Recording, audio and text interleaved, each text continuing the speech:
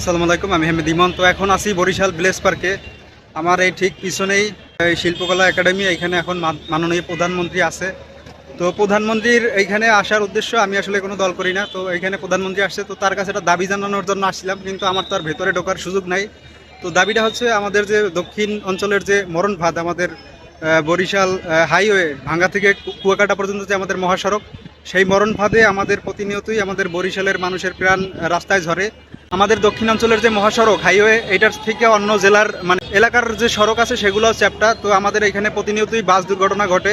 আমাদের এইখানে 2022 সালেই 300 জন লোক দুর্ঘটনায় মারা গেছে। আমাদের বরিশালের মানুষের প্রাণ রাস্তায় ঝরছে 300 জনের, এবং আহত হয়েছে 1000-এর উপরে।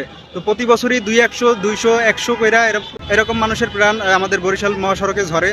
এই যে আমাদের বরিশালের যে মহাসড়ক, এই যে আমাদের মরণ ফাঁদ, এইখানে আসলে আমার ফুপুর হাজব্যান্ডও এই সড়কে প্রাণ হারায়, এবং আমার এলাকার এক বড় ভাই, সেও আমাদের এই বরিশালের যে হাইওয়ে, সেই হাইওয়েতে প্রাণ ঝরে তার।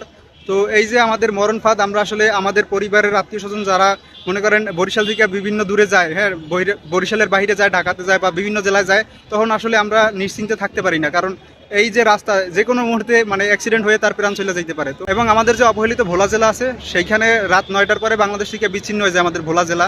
তো ভোলা জেলাতে অবশ্যই যে সেতু, ভোলা বরিশাল সেতু, সেই সেতু দরকার, কারণ জরুরি যে চিকিৎসা, সেই চিকিৎসাও এখানে নিতে আসতে পারে না ভোলার মানুষ। মনে করেন রাত 9টার পর সব কিছু বন্ধ হয়ে যায়। তো সেই কারণে আসলে জরুরি যে চিকিৎসা, সেইটার জন্য মনে করেন যে বাইরে আসতে পারে না। বরিশালে বা ঢাকা যদি নেওয়া দরকার হয়, তাহলেও সেখানে আসতে পারে না। তো সেই জন্য ভোলা বরিশাল সেতু এবং আমাদের হাইওয়ে ভাঙ্গা থেকে কুয়াকাটা পর্যন্ত যে 6 লেনের সড়ক, সেই সরকারের কাছে দাবি থাকবে আমাদের এই যে সড়কটা, হাইওয়েটা যেন সরকার কইরা দেয়।